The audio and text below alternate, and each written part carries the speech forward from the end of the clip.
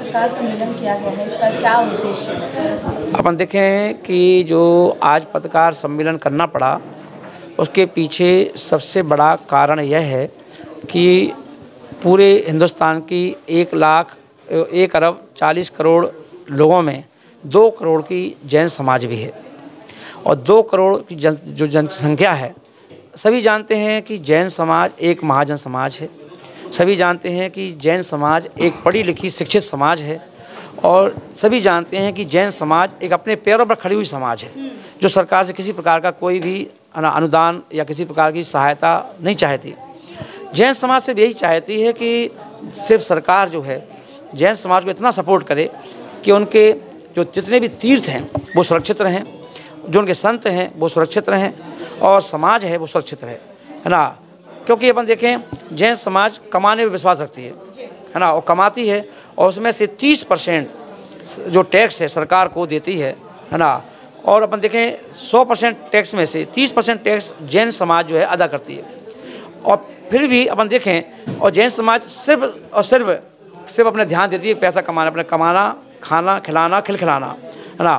पर अभी अपन देखेंगे कि कुछ समय पहले हमारे जैन तीर्थों में से एक तीर्थ गिरनार पर्वत, है ना, जो कि गुजरात के में है, मतलब गुजरात सीमा में है। और वहाँ पर अपन देखेंगे कि कुछ तत्वों ने वहाँ पर उस पर कब्जा जैसा कर रखा है और आज जो जैन समाज के लोग दर्शन करने जाते हैं तो उनको दर्शन करने से वंचित किया जाता है, उनको रोका टोका जाता है, उनको गाली गलौज की जाती है, उनको धक्का मुक्की की जाती है। तो इसलिए जैन समाज ऐसी परिस्थितियों को फेस करती नहीं कभी, तो वो क्या करते हैं कि बेचारे वो डर के सहम करके वापस आ जाते हैं क्योंकि उनकी तादाद ज़्यादा होती है ना।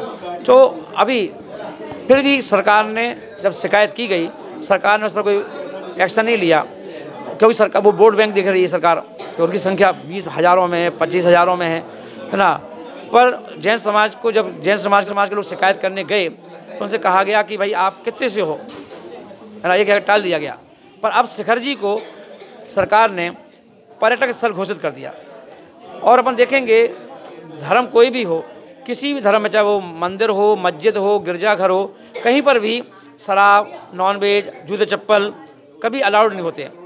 पर अपन देखेंगे समेत शिखर जी एक जैनों का मंदिर जैसा है कि उस मंदिर पर अपन देखेंगे 24 तीर्थंकर जो जैनों के होते हैं, उन्होंने वहाँ पर निर्माण भूमि प्राप्त है। आप लगातार विरोध कर रहे हैं इस चीज़ का कि इसको पर्यटक स्थल बना दिया गया है, लगातार मांग कर रहे हैं। पहले भी आपने बहुत से प्रोटेस्ट किए हैं जिसमें हज़ारों की संख्या में आपके जैन समाज के लोग एकजुट हुए थे, लेकिन अभी तक कोई सरकार की तरफ से कोई भी जो है मैसेज आपको या संदेश नहीं आया है या फिर आश्वासन नहीं दिया गया है। तो अब आगे आप लोग क्या करेंगे? सरकार देखिए, सरकार के पास जब भी अपन जाते हैं तो वो ये कहती है कि हम जल्दी हो रहा है काम, आपका काम हो रहा है, आपका काम हो रहा है, हाँ, ऐसा कहकर टाल देती है।